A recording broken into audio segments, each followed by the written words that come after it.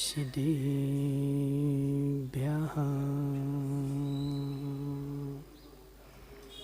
ॐ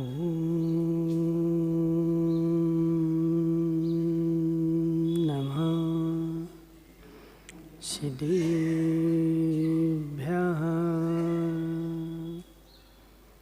ॐ नमः सिद्धिभ्यः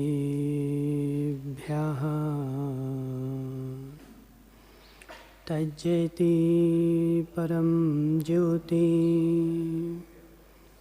समं समस्तैरनन्तपर्यायै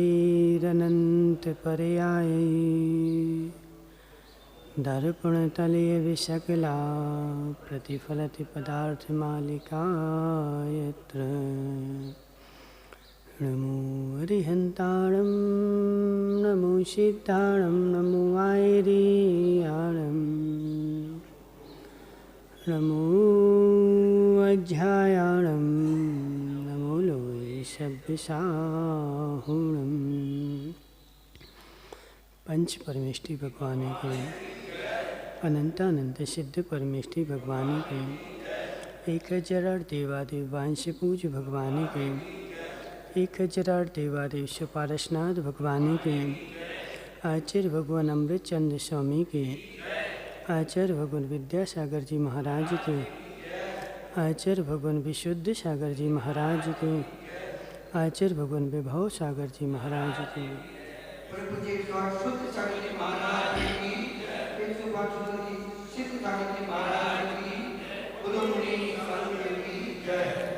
मनुष्यों, तीर्थंकर भगवान की दिव्य देशना स्यादवाद वाणी जयवंत हो। आचार्य भगवान अमृतचंद्र स्वामी पुरुषार्थ सिद्धि उपाय में समझा रहे हैं कि हे जीव, जहाँ स्यादवाद है वहाँ धर्म की तथोत्पत्ति और स्यादवाद के अभाव में धर्म की अन्यथोत्पत्ति। स्यादवाद होगा तो धर्म होगा और स्यादवाद नहीं होगा तो धर्म नहीं होगा। होने पर होना तथोत्पत्ति। इसलिए अपने मस्तिष्क को इतना विशाल बना लो, अपने मस्तिष्क को इतना विशाल बना लो कि उसमें सारे नए समा जाएं। एक भी नए को यदि जगह नहीं, यदि हमारे मस्तिष्क में एक भी नए को जगह नहीं, तो धर्म की अन्यथोत्पत्ति बराबर है। धर्म की अन्यथोत्पत्ति क्यों?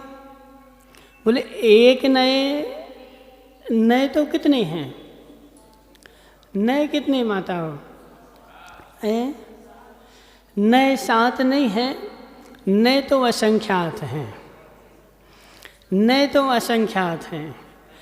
असंख्यात नए में से यदि एक भी नए का अभाव कर दिया तो धर्म का अभाव हो जाएगा। अजित भाई, असंख्यात नए में से एक का भी अभाव कर दिया तो धर्म का अभाव हो जाएगा। बोले असंख्यात नए में से एक का भाव करने में धर्म का अभाव हो जाएगा, तो जितने नयों को हम मानेंगे उतना तो धर्म होगा ना। जितने नयों को हम मानेंगे तो उतना तो धर्म होगा ना। है? नहीं होगा, नहीं होगा। क्यों? बोले जैन धर्म का गणित जो है वो उल्टा चलता है। निमेश पंडित जी, 100 में से 99 घटाओ, 1 घटाओगे तो कितने बचेंगे? 99। 100 में से 1 घटाओगे तो 99 नहीं बचेंगे, 0 बचेगा। ये जैन धर्म का गणित है, तुम्हारा गणित नहीं है। समझ है ना? जैन धर्म के गणित में कुछ उल्टा ही चलता है। सुनो शास्त्री जी, यदि 50 भेड़ें हैं, 50 भेड़ें चली जा रही और 50 भेड़ में से एक गड्ढे में गिर गई तो कितनी बची? 50 भेड़ों में माताओं एक भेड़ गड्ढे में गिर गई तो कितनी भेड़ें बची हैं? एक भी नहीं बची। अरविंद भाई सुनना, बड़ा गहरा रहस्य है। यदि 50 भेड़ों में से एक गड्ढे में गिर गई तो एक भी भेड़ नहीं बची, 0 आंसर आता है। यह जैन धर्म का गणित उल्टा चलता है। सारे जगत से तो मोह हमारा छूट गया, सारे जगत का मोह हमारा छूट गया। संसार में हमें किसी से मोह नहीं, किसी से राग द्वेष नहीं, न घर से मोह, न पैसों से मोह, न परिवार से मोह, न पुत्र से मोह, किसी से मेरा मोह नहीं है। मात्र एक भगवान से मोह है।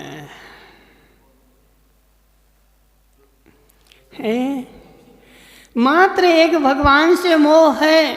और जगत में जितने भी पदार्थ हैं, जितनी भी वस्तुएं हैं, सबसे मेरा मोह छूट गया है। मात्र भगवान से मोह है। सम्यक दृष्टि की मिथ्या दृष्टि है? सम्यक दृष्टि की मिथ्या दृष्टि, बोलो ना। मिथ्या दृष्टि, मिथ्या दृष्टि। यदि भगवान से भी मोह है, भगवान से भी मोह है, तब भी सम्यक दृष्टि नहीं, मिथ्या दृष्टि। सम्यक दृष्टि को तो भगवान से भी मोह नहीं होता। सम्यक दृष्टि भगवान के मोह में भी नहीं रहता, क्योंकि मोह जहाँ होगा वहाँ मिथ्यात्व होगा। इसलिए सम्यक दृष्टि को भगवान से प्रशस्त राग तो होता है, लेकिन वो मोह नहीं होता है। सम्यक दृष्टि भगवान की पूजन भी करता है, भगवान की वंदना भी करता है। अभी कोई एक व्यक्ति निमेश पंडित जी बोले, हमारे पास आया, बोले महाराज जी तुम्हारे गुरु को कोई गालियां दे तो तुम्हें कैसा लगेगा? समझ रहे ना? तुम्हारे गुरु को कोई गालियां दे तो कैसा लगेगा? हमने उससे बोला जैसा अभी लग रहा है वैसा उस समय लगेगा। बोले गुरु को गालियां देगा तब भी वैसा लगेगा। हमने बोला वह उसकी अज्ञान दशा है। समझ रहे ना? वह उसकी अज्ञान दशा है। बेचारा गालियां दे करके अनंत संसार का बंद कर रहा है, यह उसकी अज्ञान दशा है। हम क्रोध करके और क्यों अनंत संसार का बंद करेंगे? जब उसको ज्ञान होगा, जब उसको ज्ञान होगा तो वही व्यक्ति वंदना करने आएगा। और अभी अज्ञान दशा है, अज्ञान दशा में बंद कर रहा है, और ज्ञान दशा होगी तो वंदना करेगा। तुम तो वस्तु स्वभाव को वस्तु स्वभाव के रूप में देखो ना, तत्व को तत्व रूप में देखो। तत्व को तत्व रूप में देखोगे, मोह रहित मेरा तो मेरे गुरु से भी किंचित मात्र भी मोह नहीं है। माता किंचित मात्र भी मोह नहीं है। जिसको बंद करना हो, जिसको बंद करना हो सो गालियां दे, और जिसको बंद से छूटना हो सो बंद ना करे। तुम दोनों काम के लिए स्वतंत्र हो। तुम दोनों काम के लिए स्वतंत्र हो ना। हम तो दोनों में उदासीन हैं, हम तो दोनों में उदासीन हैं। तुम बंद करोगे तब भी हम उदासीन हैं, और बंद ना करोगे तब भी हम उदासीन हैं। ना वंदना में हम फूलते हैं और ना वध करने में कूलते हैं। यशोधर मुनिराज को देखो, यशोधर मुनिराज को देखो ना। जब राजा श्रेणिका रानी चेलना से विवाद हो गया तो उसने उस विवाद का फैसला कहाँ जाकर किया?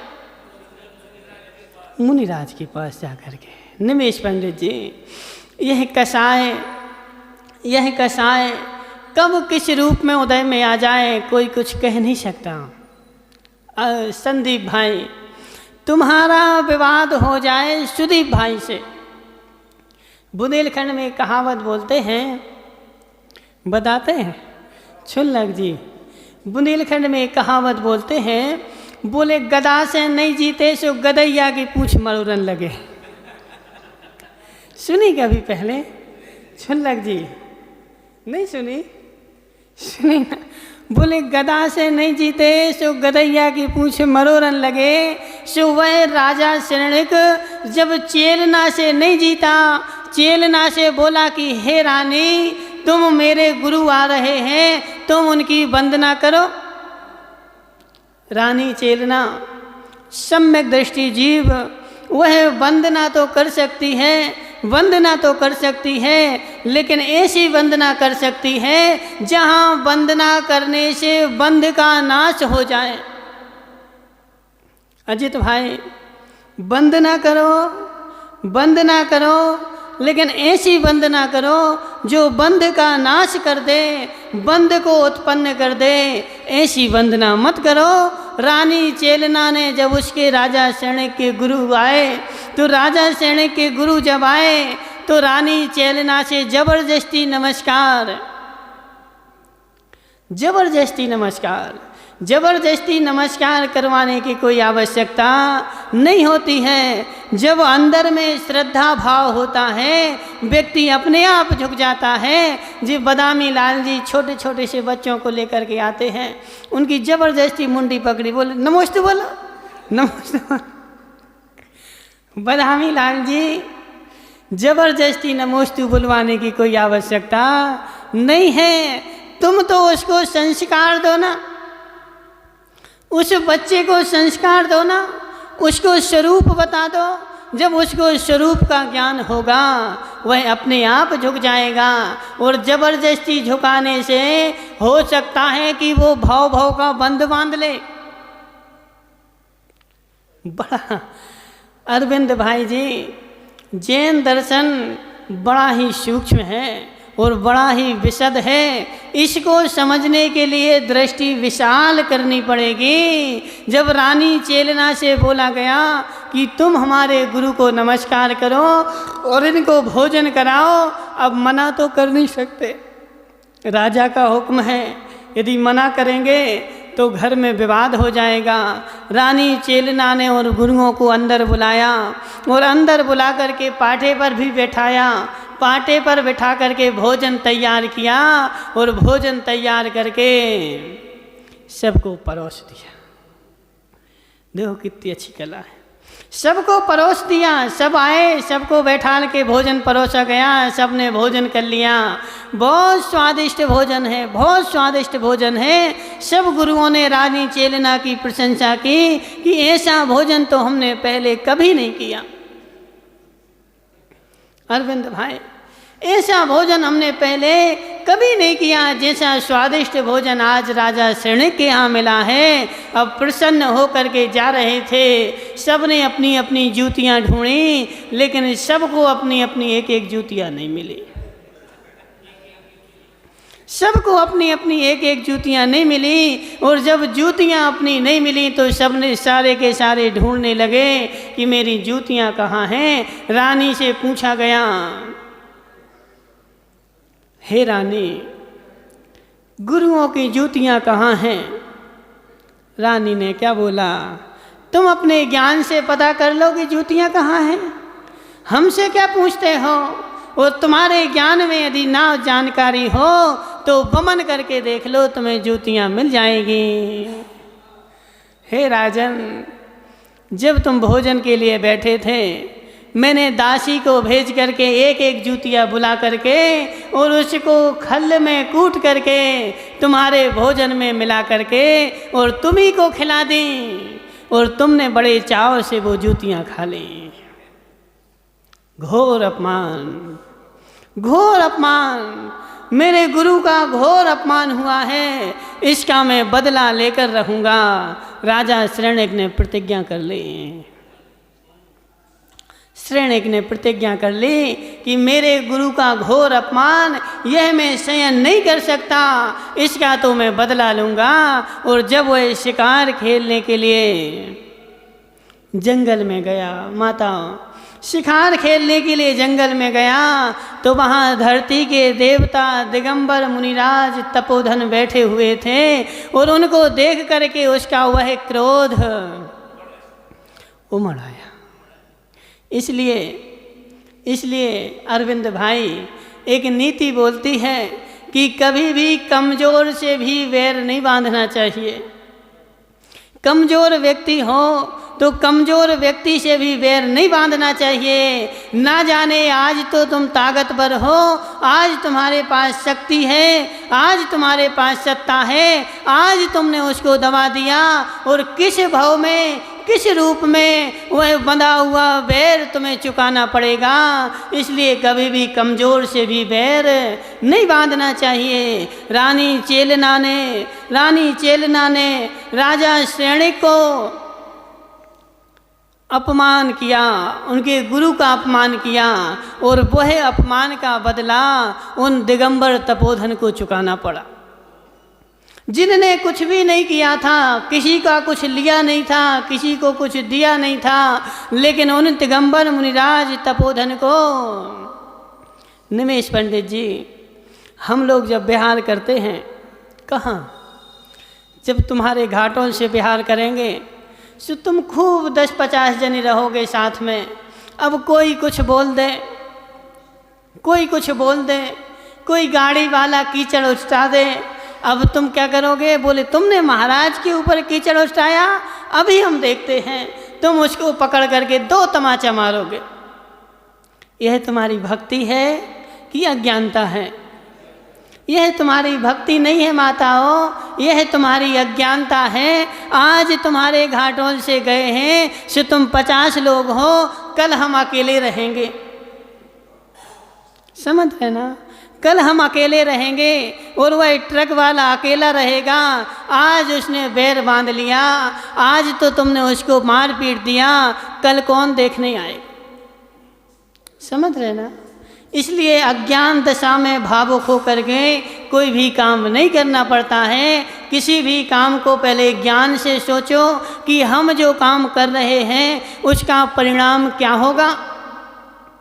माताओं, उसका परिणाम क्या होगा? तो वह दिगंबर मुनिराज को उस रानी चेलना का किया हुआ उस यशोधर मुनिराज को चुकाना पड़ा। और जैसे ही वह जंगल में गया, उनको देख करके उसका क्रोध उमड़ गया। मनसुखलाल जी, उस राजा श्रेणी का यशोधर मुनिराज को देख करके क्रोध उमड़ गया।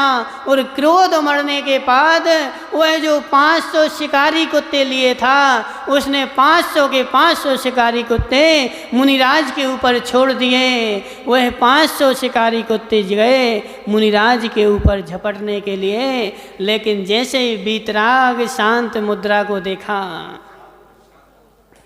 वीतराग शांत मुद्रा को देखा तो अंदर की क्रोध की ज्वाला शांत हो गई, शांत होकर के बैठ गए। यह मुनिराज का चमत्कार था। यह मुनिराज का चमत्कार था कि मुनिराज का तेज था। यह मुनिराज ने किंचित मात्र भी चमत्कार नहीं किया। यह उनके पुण्य का तेज था कि शिकारी कुत्ते भी भक्त बन के उनके चरणों में बैठ गए। लेकिन वह राजा श्रेणिक जो था वह शांत नहीं हुआ, उसको शांति नहीं मिली। उसने जाकर के और फिर क्या किया? एक मरा हुआ सर्प गले में डाल दिया। बताओ, मरा हुआ सर्प गले में डाल दिया। और मरा हुआ सर्प जब ईर्ष्या के वश से गले में डाला तो उसने 7वें नरक की आयु का बंद कर लिया।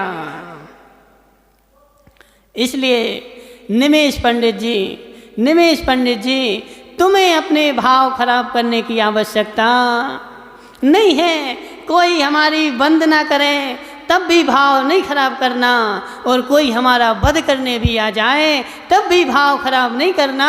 यदि मेरी आयु कर्म नष्ट हुई होगी तभी तू वध कर पाएगा, और आयु कर्म यदि नष्ट नहीं हुआ है तो तुम्हारे पास वध करने की किंचित मात्र भी शक्ति नहीं है। इसलिए प्रति समय अपने भावों को संवारो, यशोधर मुनिराज की तरह। यशोधर मुनिराज की तरह। वही मोक्ष मार्ग है, वही मोक्ष मार्ग है। विदेह के पापा, सुनो, समझ में आ रहा? समझ में आ रहा?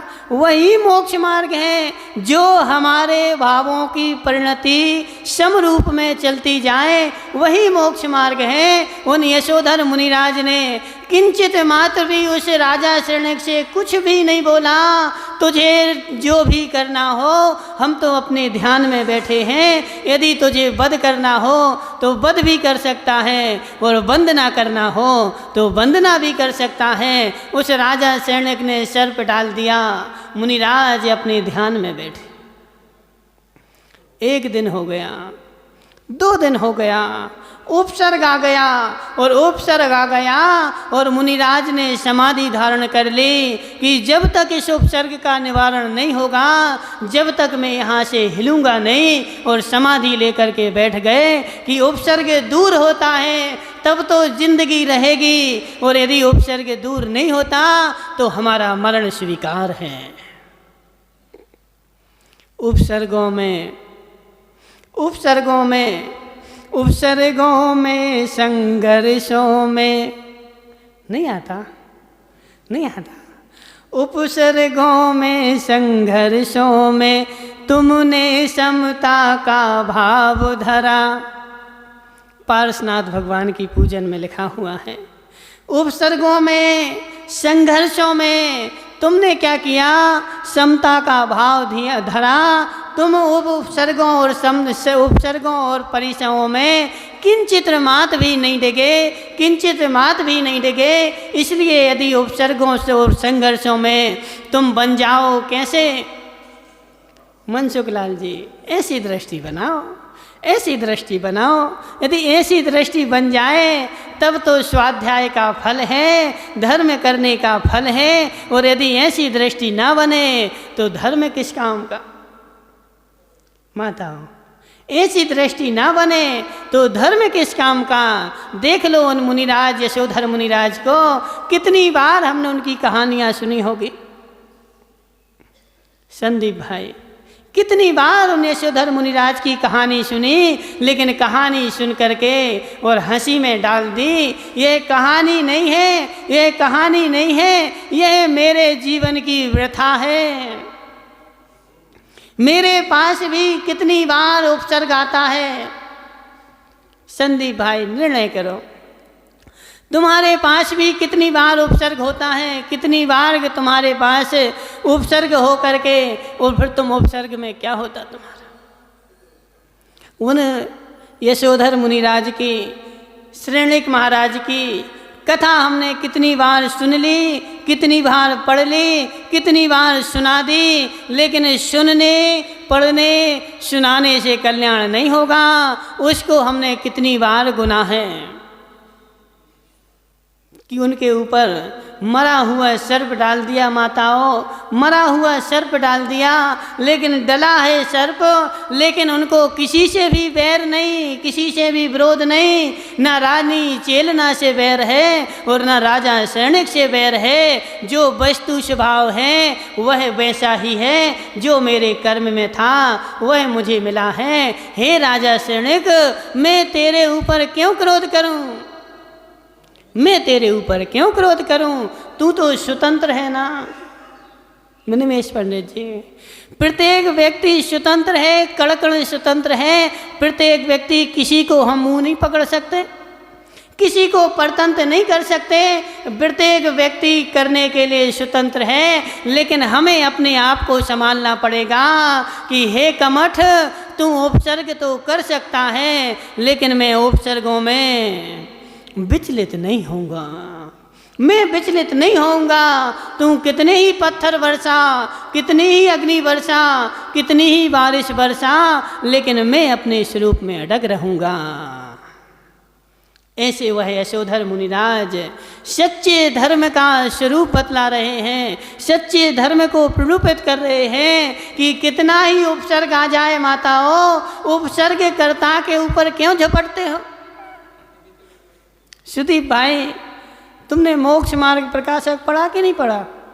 मोक्ष मार्ग प्रकाशक पढ़ा कि नहीं पढ़ा? मोक्ष मार्ग प्रकाशक में कितनी अच्छी बात लिखी हुई है कि अज्ञानी जीव जो है वह श्वान की तरह है और ज्ञानी जीव जो है वह सिंह की तरह है। बोले अज्ञानी जीव श्वान की तरह? कैसे श्वान की तरह है? श्वान क्या होता है? श्वान क्या होता है माताओं?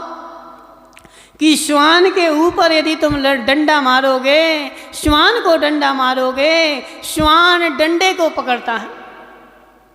श्वान को डंडा मारो, श्वान डंडा को पकड़ता है, और शेर को डंडा मारो, शेर डंडा वाले को पकड़ता है। क्या होता है? श्वान डंडे को पकड़ता है और शेर डंडे वाले को पकड़ता है। ऐसे तुम श्वान मत बनो निमेश पंडित जी, श्वान मत बनो, तुम शेर बनो। क्या बनो? शेर बनो। वह यशोधर मुनिराज सिंह की तरह बैठे हुए हैं और यशोधर मुनिराज शरणिक राजा को किंचित मात्र भी नहीं पकड़ रहे हैं। क्यों? क्योंकि वह श्वान नहीं है। श्वान निमित्त को देखता है कि इस डंडे ने मुझे मारा ना, इस डंडे ने मुझे मारा ना। अजित भाई, मैं इस डंडे को नाश कर दूंगा, मैं इस डंडे को अपने दांतों से चबा चबा करके नष्ट कर दूंगा, मैं इस डंडे को रहने नहीं दूंगा। हे श्वान, हे श्वान, क्यों तू डंडे को देखता है? क्यों तू डंडे को देखता है? डंडे का क्या दोष है? डंडे का क्या दोष है? डंडा तो बेचारा अजीब है, डंडा तो बेचारा अजीब है। डंडा तो मात्र निमित्त मात्र है। जिसको कर्म बंद करना हो सो डंडा मात्र निमित्त मात्र है। डंडा लेकर के तुम दूसरे का सिर फोड़ सकते हो। निमेश पंडित जी, डंडा लेकर के तुम दूसरे का सिर फोड़ सकते हो और डंडा लेकर के दूसरे का सिर बचा सकते हो। डंडा तो निमित्त मात्र है। डंडे को क्यों तुम पकड़ते हो?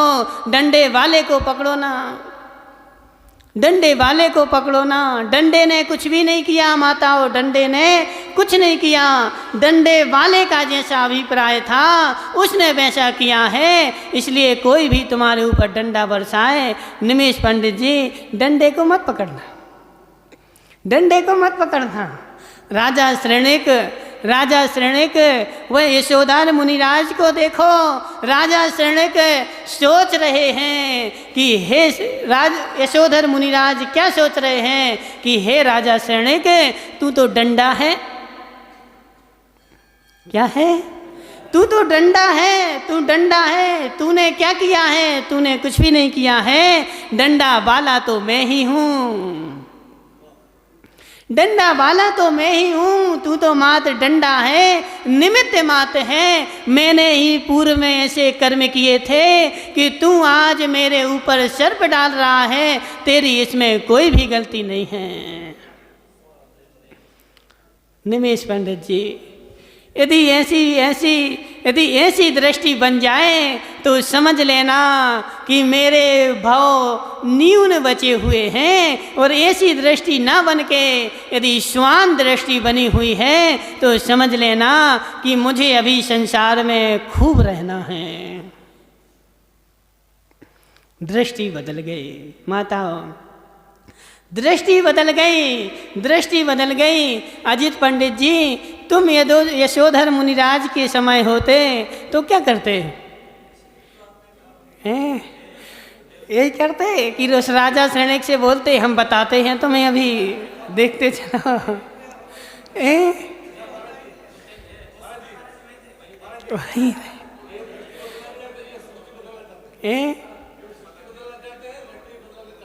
चलो। सुनो, यशोधर मुनिराज माताओं, देखो यशोधर मुनिराज को अपने में बैठे हुए हैं और वह राजा श्रेणिक आया और गले में सर्प डाल गया मरा हुआ। 1 नहीं 2 नहीं 3 दिन हो गए जब उसने रानी चेलना को बताया। रानी चेलना के प्राणों में प्राण नहीं रहे कि हे स्वामी, तुमने इतना घोर अनर्थ क्यों कर दिया? तुमने वह धरती के देवता दिगंबर मुनिराज के गले में सर्प डाल करके घोर अनर्थ कर दिया। वह मुनिराज कहाँ है? मुझे अभी ले चलो, मुझे अभी ले चलो। वह मुनिराज कहाँ बैठे हुए हैं? वह शरण क्या बोलता है? वह कोई मुनिराज नहीं थे, वह तो ढोंगी था और सर्प निकाल करके कहीं भाग गया होगा। बोले नहीं नहीं, वह मेरे मुनिराज बीतरागी दिगंबर तपोधन धरती के देवता, वह कहीं भाग नहीं सकते, वह वहीं बैठे होंगे जहाँ तुम देख करके आए थे। वह राजा सैनिक रानी चेलना के साथ जाता है, रानी चेलना के साथ जाता है। अरविंद भाई, अरविंद भाई, रानी चेलना के साथ राजा सैनिक जाता है और जैसे ही गया वहाँ पर और मुनिराज वहीं बैठे हुए थे। सारे शरीर को चींटियों ने खा लिया था। माताओं, सारा शरीर चींटियों ने खा लिया था। चींटी आगे से घुसती थी, पीछे से निकलती थी, शरीर में छेद कर दिए थे चींटियों ने। लेकिन मुनिराज अपने ध्यान में मग्न थे, किंचित मात्र भी कहीं हिले नहीं, कहीं गए नहीं। और उन मुनिराज को देख करके अब राजा सैनिक, अब वह राजा सैनिक जो सर्प डाल करके गया था 3 दिन पहले, आज उसी ने सर्प निकाल दिया और सर्प निकाल करके और वहाँ पर घी लगा दिया। और जैसे ही मुनिराज ने देखा कि मेरा उपसर्ग दूर हो गया है, आंखें खोल ली, आंखें खोल ली। धर्म वृद्धि रस्तु। निमेश पंडित जी, धर्म वृद्धि रस्तु, तुम्हारे धर्म की वृद्धि हो, तुम्हें सम्यक दर्शन की प्राप्ति हो, ऐसी राजा सैनिक को आशीर्वाद दिया। राजा सैनिक की आंखों से आंसू टप टप बहने लगे, टप टप आंसू बहने लगे। मैंने यह क्या कर दिया? यह कोई सामान्य व्यक्ति नहीं है, यह तो सचमुच में धरती के देवता हैं, यही सच्चे भगवान हैं, यही दिगंबर तपोधन हैं। मुझसे घोर अनर्थ हो गया, घोर अनर्थ हो गया। श्रीपाल जी, मुझसे घोर अनर्थ हो गया। इतना बड़ा अनर्थ, इतना बड़ा अपराध मुझसे कैसे हो गया?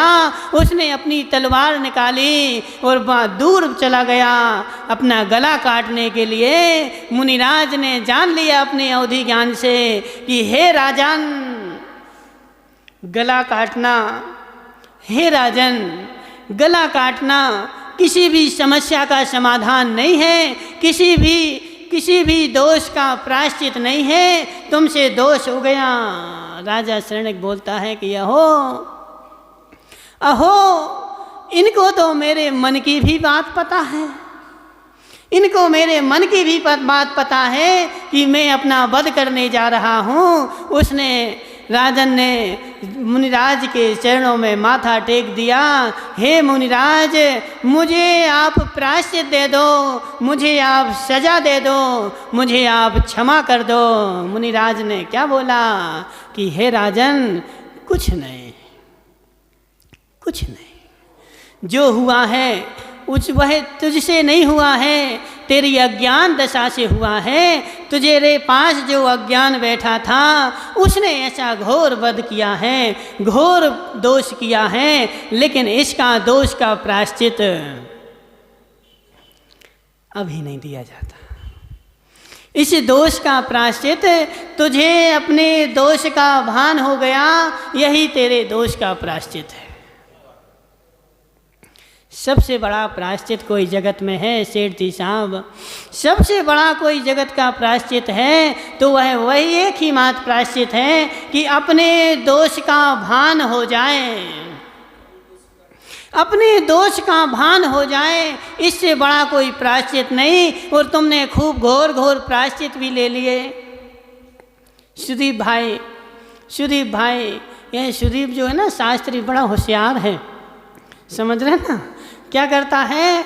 बोले आज हमसे दोष हो गया, आज दौड़ दौड़ के गए, चींटियों को कुचल दिया और कुचल करके बोले महाराज जी प्रायश्चित दे दो। काहे का प्रायश्चित? बोले हमने चींटियाँ कुचल दी। समझ रहे ना? हमने चींटियाँ कुचल दी, महाराज ने उसको मालाएं दे दी, माला फेर ली, कल के दिन फिर चींटियाँ कुचल दी। समझ रहे ना, कल के दिन फिर चींटियाँ कुचल दी। सुदीप भाई, यह तुम्हारा प्रायश्चित अभी हुआ ही नहीं है, यह तुम्हारा प्रायश्चित हुआ ही नहीं है, और उस प्रायश्चित का तुमने फल भी भोग लिया, तब भी तुम्हारा दोष नष्ट हुआ ही नहीं है। दोष तो कब नष्ट होता है? पहले दोष होता है। माताओं सुनना, पहले दोष होता है, और दोष होने के बाद फिर उसकी निंदा होती है।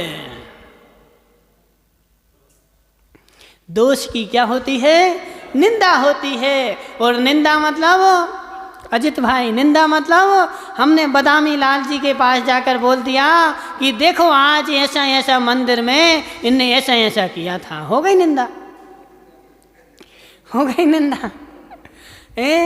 यह निंदा नहीं है, यह निंदा नहीं है, यह तो निंदनीय काम है, यह निंदा नहीं है। निंदा जो होती है वह स्वयं की होती है।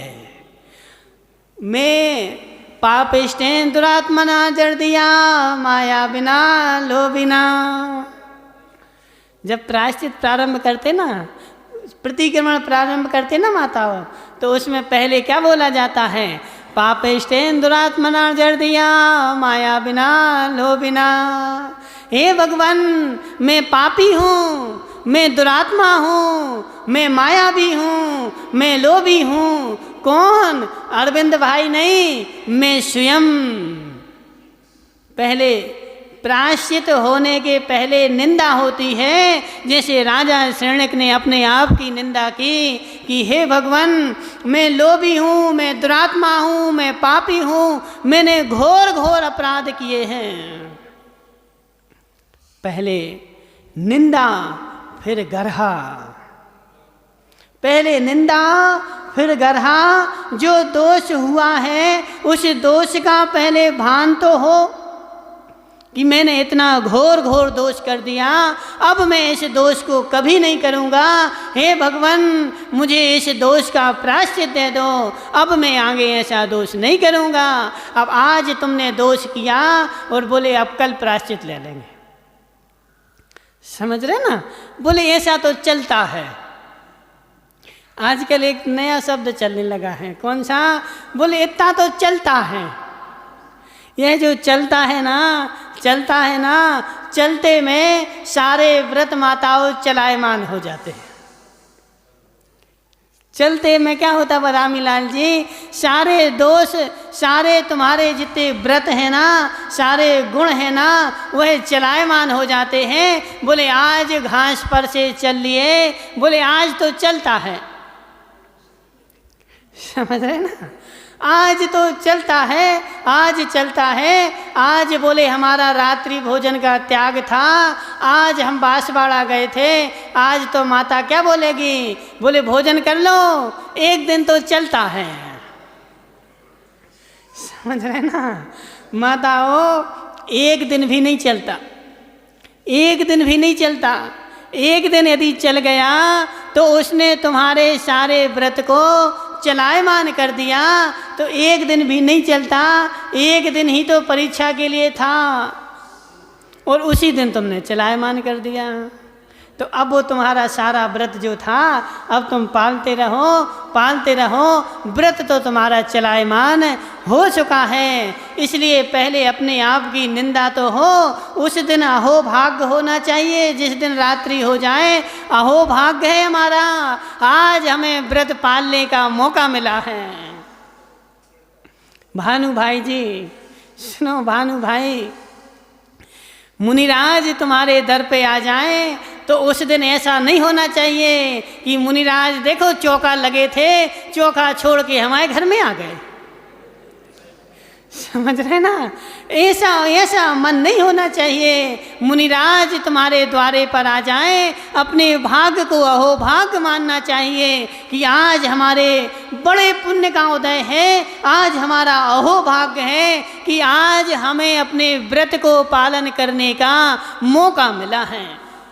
अजित भाई, ऐसा अहोभाग्य आना चाहिए, तब तो तुम्हारे व्रत के पालन करने का कुछ कार्यकारी है। और यदि ऐसा भाव नहीं आता, संदीप भाई बोले कि देखो महाराज आ गए, अब हम ही को चौका लगाने पड़े। समझ रहे ना? अजित भाई तुम एक नियम कर लो आज से, कभी भी 4 महीने जब तक हम रहेंगे किसी से जबरदस्ती नहीं करना कि तुम चौका लगाओ। कोई चौका लगाए अन्यथा बिल्कुल ना लगाए, हम उपास कर लेंगे, लेकिन किसी से जबरदस्ती कहने की आवश्यकता नहीं है। क्यों? क्योंकि यदि जबरदस्ती चौका लगवाओगे तो उस रानी चेलना जैसा हो जाएगा। समझ रहे ना? रानी चेलना के जैसे हो जाएगा। माताओं, जबरदस्ती चौका लगाना नहीं पड़ता। जो एक सच्चा जैनी होता है, सच्चा श्रावक होता है, सच्चा धर्मात्मा होता है, उसके घर में तो चौका लगा ही होता है। क्या करना है चौका लगाने के लिए?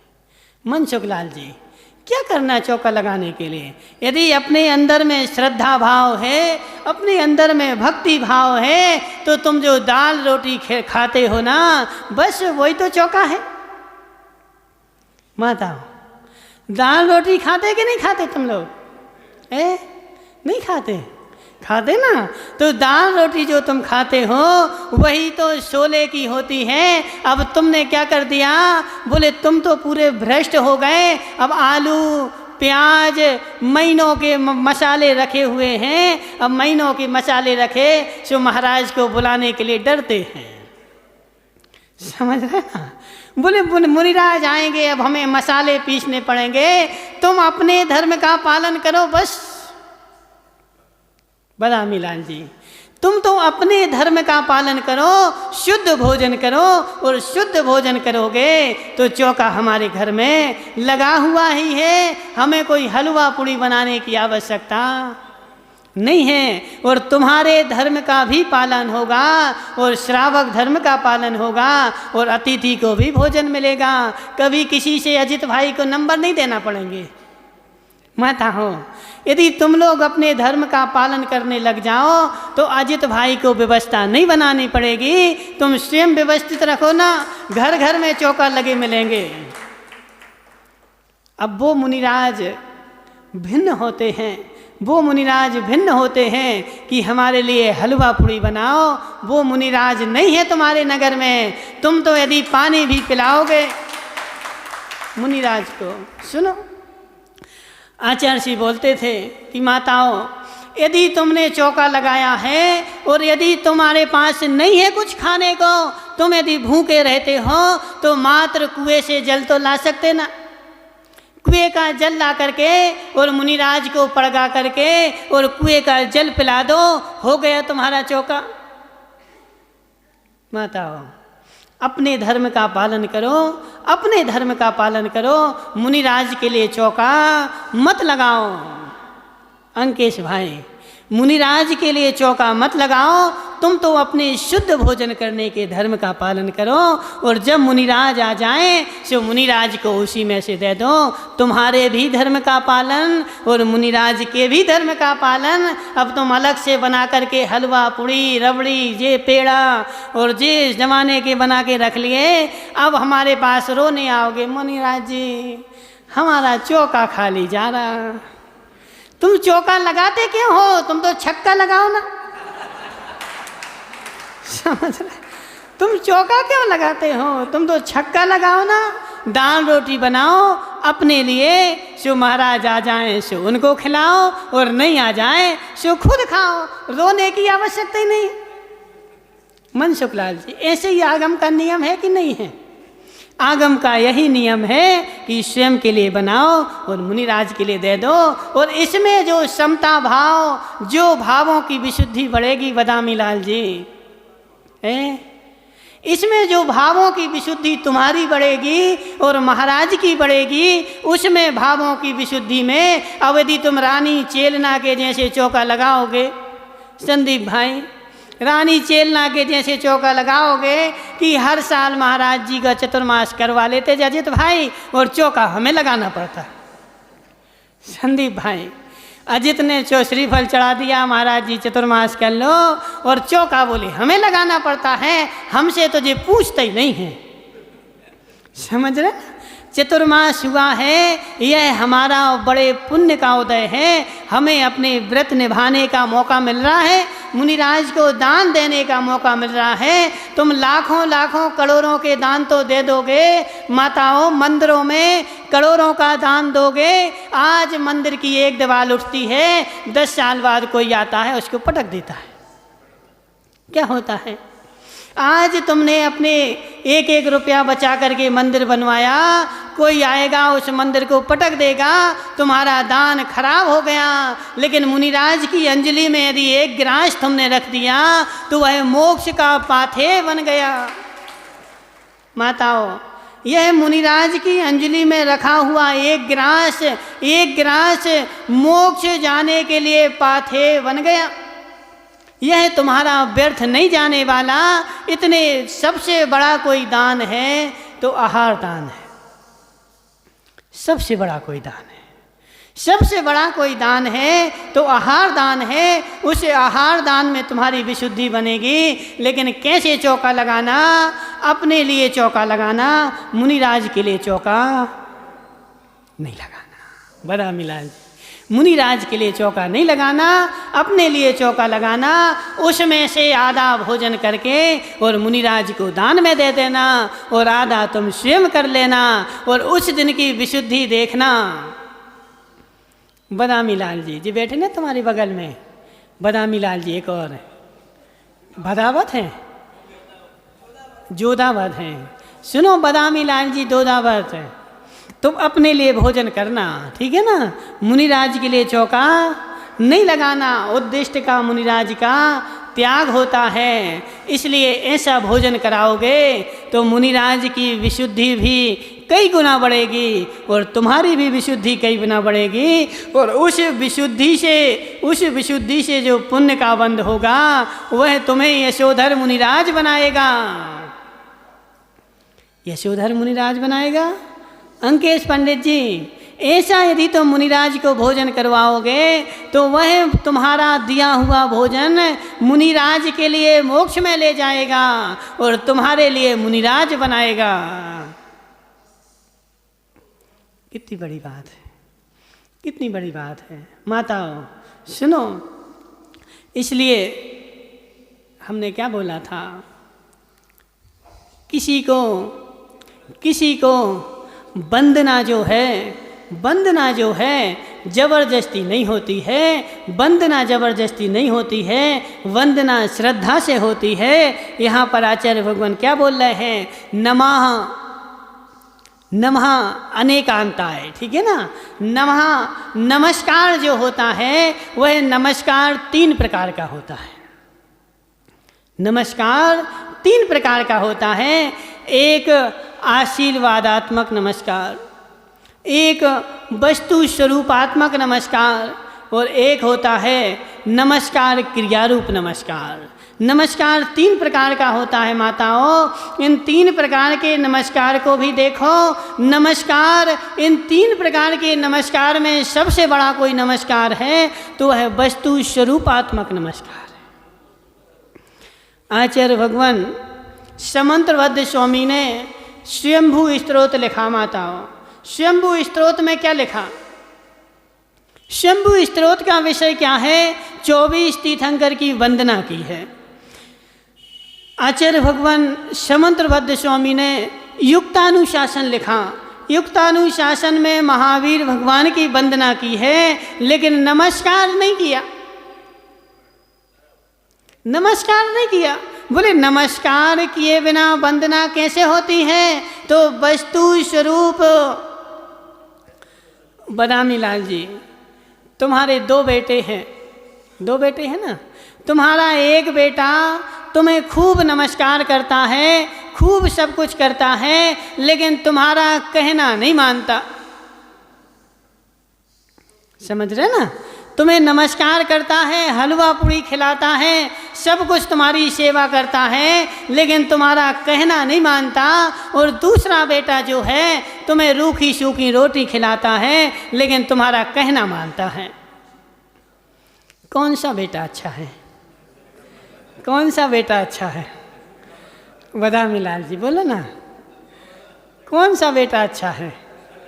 दूसरा वाला कि पहला वाला? बस तो खाते रहो हलवा बदामी लाल जी, जोधाबाई जी, खाते रहो हलवा और खाते खाते हलवाई जैसे बन जाओगे। समझ रहे ना? हलवा ज़्यादा खाओगे सो हलवाई जैसे हो जाओगे। अरविंद भाई कौन सा बेटा अच्छा है? दूसरा वाला। क्यों? क्यों बोले? लो रूखी सूखी रोटी तो खिलाता है लेकिन वह हमारा कहना मानता है। ऐसे भगवान का भक्त कौन सच्चा है जो भगवान की खूब पूजन तो करता है लेकिन भगवान का कहना नहीं मानता। बोलो ना, भगवान की पूजन तो दिन भर करता है, भगवान का अभिषेक भी करता है लेकिन भगवान का कहना नहीं मानता।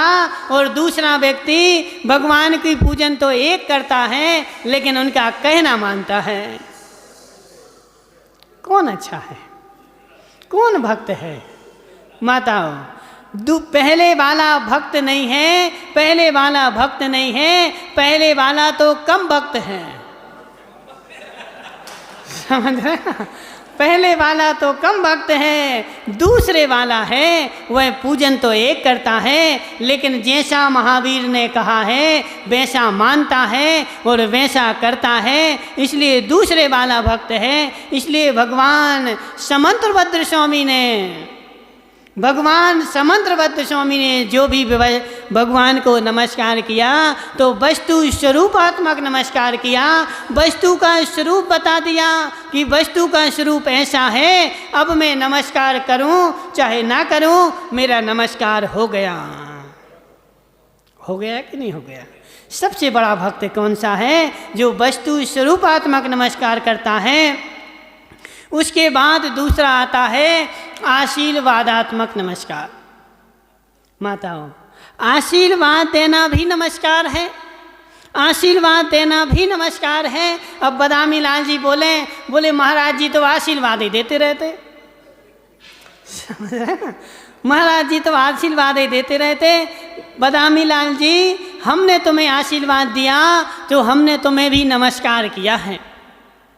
आशीर्वाद देना भी नमस्कार है। क्यों? क्योंकि तुम नमस्कार करने का मतलब क्या होता है? माताओं, नमस्कार करने का मतलब क्या होता है? नमस्कार करने का मतलब सिर झुकाना नहीं होता है, नमस्कार करने का मतलब सम्मान करना भी होता है।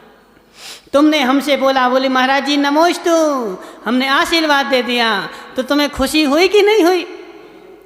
समझ रहे ना? और तुम 10 बार बोलो महाराज जी नमोस्तु, महाराज जी नमोस्तु, महाराज जी नमोस्तु, और हम तुम्हारे ओर देखें ही नहीं। समझ रहे ना? जो कल से क्या होगा, बदामी लाल जी बोलेंगे हमें जाना ही नहीं महाराज के पास।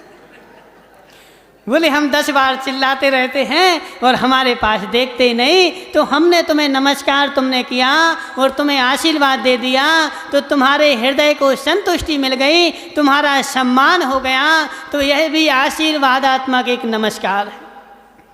अब निमेश पंडित जी सोच रहे होंगे, बोले महाराज जी बोल तो रहे हैं लेकिन ऐसा कहाँ लिखा हुआ है? निमेश पंडित जी, ऐसा कहीं आगम में लिखा कि नहीं लिखा? कहीं नहीं लिखा। अभी तुम्हें और पढ़ने की आवश्यकता है, और पढ़ने की आवश्यकता है। सुदीप भाई, कहाँ लिखा हुआ है ऐसा? नहीं पता? अब पंडित जी बताएंगे। मनसुख लाल जी, ऐसे 3 प्रकार के नमस्कार कहाँ लिखे हुए हैं? कौन सी जनवाणी में? नहीं पता, नहीं पता। देखो कई बार ऐसा होता है, बोले महाराज जी ने बोला हमने सुन लिया और बाहर जाके क्या बोलेंगे? बोले महाराज जी तो बोलते ही रहते हैं। समझ रहे ना? ऐसे ही नहीं बोलते रहते माताओं, जिनवाणी में जो चीज़ लिखी है वही बोलते हैं। और यदि तुम्हें देखना हो तो सबसे पहले पंचाष्टी काय गाथा नंबर 1 में जयसेन स्वामी ने मंगलाचरण की टीका में 3 प्रकार के नमस्कार कहे हैं। एक आशीर्वादात्मक, दूसरा वस्तु स्वरूपात्मक और तीसरा नमस्कार क्रियात्मक। तो आशीर्वाद देना भी एक नमस्कार है, ठीक है ना। और तीसरा कौन सा होता है? नमस्कार क्रियात्मक नमस्कार, जिसमें अष्टांग नमस्कार और पंचांग नमस्कार। देखो जगत में भूल यहीं चल रही है, जगत में भूल यहीं चल रही है। बोले क्यों? बोले 3 प्रकार के नमस्कार तो कभी जाने नहीं। और नमस्कार मतलब सिर झुकाना। तो प्रथमानुयोग पढ़ोगे तो उसमें क्या लिखा हुआ है? बोले सीता ने तीसरे भाग में आ चुका, तुम्हारे आ चुका तीसरे भाग में। तीसरे भाग में क्या लिखा हुआ है कि लक्ष्मण जी ने सीता को अर्घ दिया। समझ रहे ना? लक्ष्मण जी ने सीता को अर्घ दिया। सो जी बेचारा जो है ना, ये कौन, विदेह के पिताजी, क्या नाम, हसमुख नाम है तुम्हारा, हसमुख भाई, बोले सीता को अर्घ दिया। सो जी सीता को अर्घ चढ़ाने पहुंच गए। समझ रहे ना? बोले उन माता पिता को नमस्कार किया, उन माता पिता की पूजन की। तो प्रथमान योग की पद्धति ऐसे ही होती है, प्रथमान योग की शैली ऐसे ही होती है। प्रथमान योग की शैली मतलब पूजा की, तो पूजा की मतलब सम्मान किया। बदामी लाल जी, पूजन की वहाँ प्रकरण देखो ना, वहाँ मैटर देखो ना, किसकी पूजन की और क्यों पूजन की, किस कारण से पूजन की। पूजन की मतलब सम्मान किया। सो आज जगत में लोग क्या करते हैं? जगत में सबकी देवी देवता भैरव भवानी जो भी मिला सो बोले अष्टद्रव्य रख के पूजन करने लगे। बोले कहाँ लिखा? बोले शास्त्र में तो लिखा हुआ है। समझ रहे ना? शास्त्र में तो लिखा पूजन करना। सो वहाँ पूजन करना मतलब अष्ट द्रव्य से पूजन करना नहीं लिखा है। पूजन करना मतलब सम्मान करना है। समझ रहे ना? सम्मान करना है। तो वहाँ पे लिखा हुआ, बोले जिनवाणी को भस्त भेंट किए, श्रावक को वस्त्र भेंट करके पूजन की। समझ रहे ना? श्रावक की भी माताओं पूजन होती है, श्रावक की भी पूजन होती है। वस्त्र श्रावक के लिए हमने वस्त्र भेंट कर दिए, वही उसकी पूजन है। तो जिनवाणी में जहाँ भी पूजन शब्द आए, पूजा की शब्द आए, तो हर जगह अष्ट द्रव्य लेकर के नहीं बैठना है। समझ रहे? पूजन के भी अनेक अनेक अर्थ होते हैं। पूजन करना मतलब अष्ट द्रव्य से पूजन करना नहीं होता। सब जगह पंच परमेष्टि की ही अष्ट द्रव्य से पूजन होती है। और अन्य जगह जहाँ पूजन करना लिखा हुआ है वहाँ यथा योग्य लगा लेना चाहिए। आदर सम्मान को भी पूजा ही बोलते हैं, ठीक है ना? आदर सम्मान करना भी एक पूजन होती है। इसलिए जहाँ जो प्रकरण हो, जहाँ जो मैटर हो, नमस्कार 3 प्रकार के होते हैं। जहाँ जिस प्रकार का नमस्कार किया जाता है वहाँ उस प्रकार का नमस्कार करना। हर जगह पूजन करके और अष्ट द्रव्य की पूजन करके, बंद ना करके, बंध मत करो। अंकेश पंडित जी, बंद ना करके बंध मत करो, बंद ना करो, लेकिन बंध का नाश करने के लिए बंद ना हो, बंद करने के लिए बंद ना हो। ऐसी बंद ना हो जो हमारे बंध का नाश कर दे। कीर्तेश के पिताजी थक गए हैं। देखो बैठे बैठे क्या होता ना, अब बैठे बैठे टेढ़े हो जाते।